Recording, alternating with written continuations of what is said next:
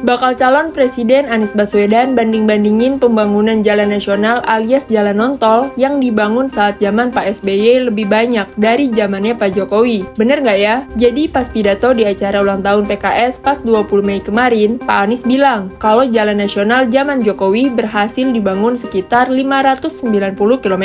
Berbeda 20 kali lipat di zaman Pak SBY, yang jalan nasionalnya terbangun sepanjang 11.800 km. Walau begitu, Pak Anies mengakui bahwa di zaman Pak Jokowi berhasil dibangun jalan tol, yakni 1.569 km dari total jalan tol yang ada sekitar 2.499 km. Sedangkan jalan yang tak berbayar, yang digunakan oleh semua secara gratis, yang menghubungkan mobilitas penduduk dari sudut-sudut desa ke perkotaan, yang membawa produk-produk pertanian, produk perkebunan, produk perikanan dari sentra-sentra tempat mereka dihasilkan ke wilayah-wilayah pasar, baik jalan nasional, jalan provinsi ataupun jalan kabupaten, terbangun 19.000 km di pemerintahan ini.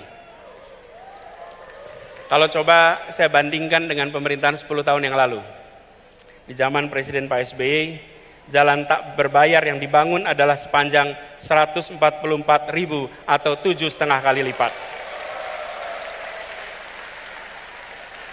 Bila dibandingkan dengan jalan nasional, di pemerintahan ini membangun jalan nasional sepanjang 590 km. Di era 10 tahun sebelumnya 11.800 km. 20 kali lipat.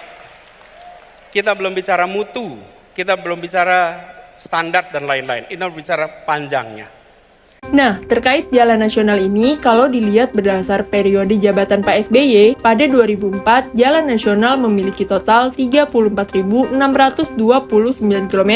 Hingga Desember 2014, total panjang jalannya menjadi 38.570 km. Yang berarti di zaman Pak SBY, jalan nasional bertambah sekitar 3.941 km. Sedangkan di era Jokowi tahun 2021, jalan non-tol ini totalnya bertambah jadi 46.965 km, yang artinya bertambah 8.395 km. Tapi jalan nasional di pemerintahan Jokowi masih bisa bertambah ya, karena masih ada tahun 2022, 2023, dan 2024 yang belum ada datanya. Kemungkinan data yang digunakan oleh Pak Anies adalah versi lain data BPS dengan judul panjang jalan menurut tingkat kewenangannya. Dari data itu tertera bahwa panjang jalan nasional era Pak SBY bertambah 11.804 km, sedangkan era Pak Jokowi bertambah 585 km.